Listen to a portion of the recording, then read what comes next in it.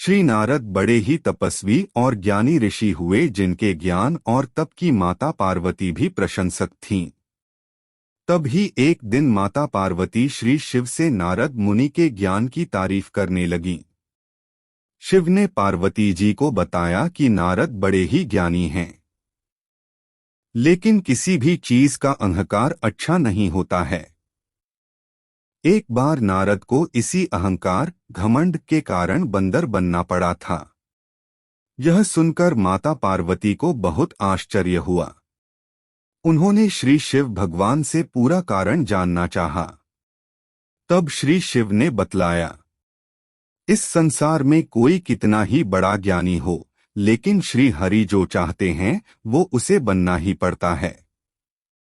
नारद को एक बार अपने इसी तप और बुद्धि का अहंकार घमंड हो गया था। इसलिए नारद को सबक सिखाने के लिए श्री विष्णु को एक युक्ति सूझी। हिमालय पर्वत में एक बड़ी पवित्र गुफा थी। उस गुफा के निकट ही गंगा जी बहती थीं। वह परम पवित्र गुफा नारद जी को अत्यंत सुहावनी लगी। वहां पर के पर्वत, नदी और वन को देखकर उनके हृदय में श्री हरि विष्णु की भक्ति अत्यंत बलवती हो उठी और वे वहीं बैठकर तपस्या में लीन हो गए। नारद मुनि की इस तपस्या से देवराज इंद्र भयभीत हो गए कि कहीं देवर्षि नारद अपने तप के बल से उनका स्वर्ग नहीं छीन लें। इंद्र ने नारद की तपस्या भंग करने के लिए कामदेव को उनके पास भेज दिया। वहां पहुंचकर कामदेव ने अपनी माया से वसंत ऋतु को उत्पन्न कर दिया। पेड़ और पत्ते पर रंग बिरंगे फूल खिल गए, कोयले कूकने लगीं और भौरे गुंजार करने लगे। कामाग्नि को भड़काने वाली शीतल मंद सुगंध सुहावनी हवा चलने लगी। रंभा आदि अप्सराएं नाचने लगीं। किंतु कामदेव की किसी भी माया का नारद मुनि पर कुछ भी प्रभाव नहीं पड़ा। तब कामदेव को डर सताने लगा कि कहीं नारद मुझे शाप न दे दें। इसलिए उन्होंने श्री नारद से क्षमा मांगी। नारद मुनि को थोड़ा भी क्रोध नहीं आया और उन्होंने कामदेव को क्षमा कर दिया। कामदेव वापस अपने लोक में चले गए। कामदेव के चले जाने पर नारद मुनि के मन में अहंकार घमंड हो गया कि मैंने कामदेव को जीत लिया। वहां से वे शिव जी के पास चले गए और उन्हें अपने कामदेव को हारने का हाल कह सुनाया। भगवान शिव समझ गए कि नारद को अहंकार हो गया है। शंकर जी ने सोचा कि यदि इनके अहंकार की बात विष्णु जी जान गए तो नारद के लिए अच्छा नहीं होगा। इसलिए उन्होंने नारद से कहा कि तुमने जो बात मुझे बताई है उसे श्री हरि को मत बताना। नारद जी को शिव जी की यह बात अच्छी नहीं लगी। उन्होंने सोचा कि आज तो मैंने कामदेव को हराया है और ये भी किसी को नहीं बताऊं। नारद जी क्षीर सागर पहुंचे गए और शिव जी के मना करने के बाद भी सारी कथा उन्हें सुना दी। भगवान विष्णु समझ गए कि आज तो नारद को अहंकार घमंड ने घेर लिया है।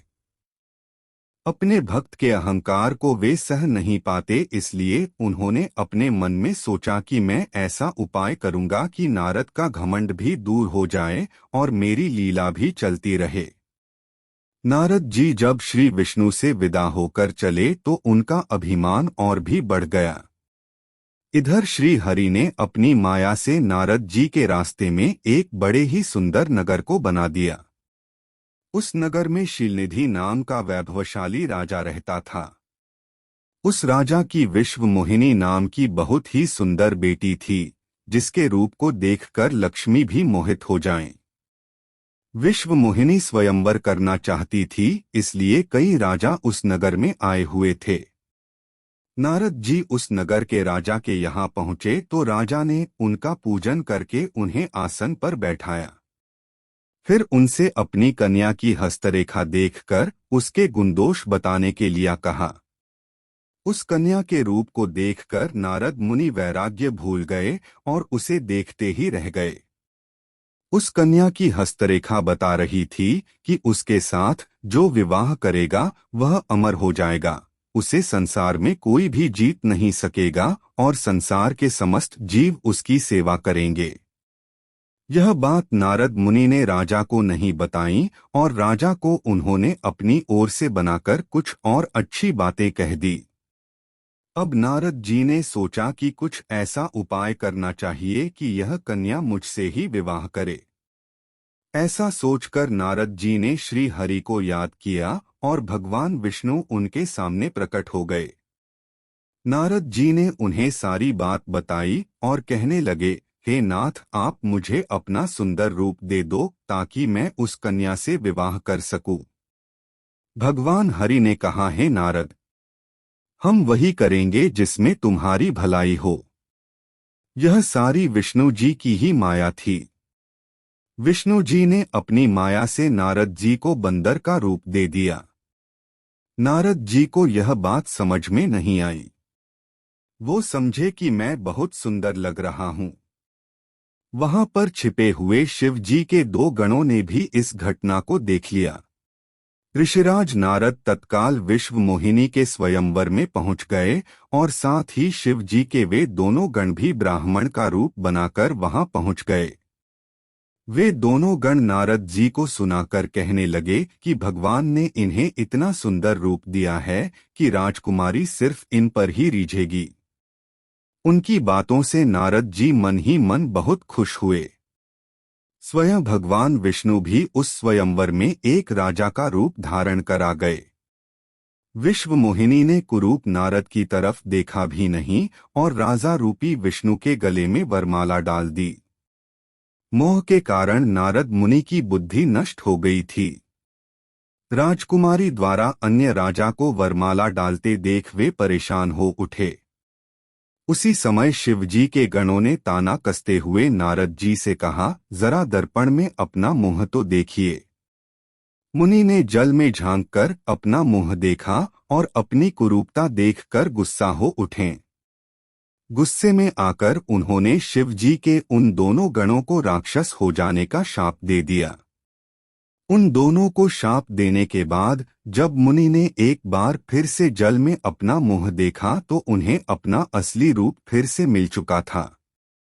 नारद जी को अपना असली रूप वापस मिल गया था, लेकिन भगवान विष्णु पर उन्हें बहुत गुस्सा आ रहा था क्योंकि विष्णु के कारण ही उनकी बहुत ही हंसी हुई थी। वे उसी समय विष्णु जी से मिलने के लिए चल पड़े। रास्ते में ही उनकी मुलाकात विष्णु जी, जिनके साथ लक्ष्मी जी और विश्व मोहिनी भी थी, से हो गई। उन्हें देखते ही नारद जी ने कहा, आप दूसरों की खुशियां देख ही नहीं सकते। आपके भीतर तो ईर्ष्या और कपट ही भरा हुआ है। समुद्र मंथन के समय आपने श्री शिव को बावला बनाकर विष और राक्षसों को मदिरा पिला दिया और स्वयं लक्ष्मी जी और कौस्तुभ मणि को ले लिया। आप बड़े धोखेबाज और मतलबी हो। हमेशा कपट का व्यवहार करते हो। हमारे साथ जो किया है उसका फल जरूर पाओगे। आपने मनुष्य रूप धारण करके विश्व मोहिनी को प्राप्त किया है, इसलिए मैं आपको शाप देता हूं कि आपको मनुष्य जन्म लेना पड़ेगा। आपने हमें स्त्री से दूर किया है, इसलिए आपको भी स्त्री से दूरी का दुख सहना पड़ेगा, और आपने मुझको बंदर का रूप दिया, इसलिए आपको बंदरों से ही मदद लेना पड़े। नारद के शाप को श्री विष्णु ने पूरी तरह स्वीकार कर लिया और उन पर से अपनी माया को हटा लिया। माया के हट जाने से अपने द्वारा दिए शाप को याद करके नारद जी को बहुत दुख हुआ, किंतु दिया गया शाप वापस नहीं हो सकता था। इसीलिए श्री विष्णु को श्री राम के रूप में मनुष्य बनकर अवतरित होना पड़ा। शिव जी के उन दोनों गणों ने जब देखा कि नारद अब माया से मुक्त हो चुके हैं, तो उन्होंने नारद जी के पास आकर और उनके चरणों में गिरकर कहा, हे मुनिराज, हम दोनों शिव जी के गण हैं। हमने बहुत बड़ा अपराध किया है, जिसके कारण हमें आपसे शाप मिल चुका है। अब हमें अपने शाप से मुक्त करने की कृपा करें। नारद जी बोले, मेरा शाप झूठा नहीं हो सकता, इसलिए तुम दोनों रावण और कुंभकर्ण के रूप में महान ऐश्वर्यशाली बलवान तथा तेजवान राक्षस बनोगे और अपनी भुजाओं के बल से पूरे विश्व पर विजय प्राप्त करोगे। उसी समय भगवान विष्णु राम के रूप में मनुष्य शरीर धारण करेंगे। युद्ध में तुम दोनों उनके हाथों से मारे जाओगे और तुम्हारी मुक्ति हो जाएगी।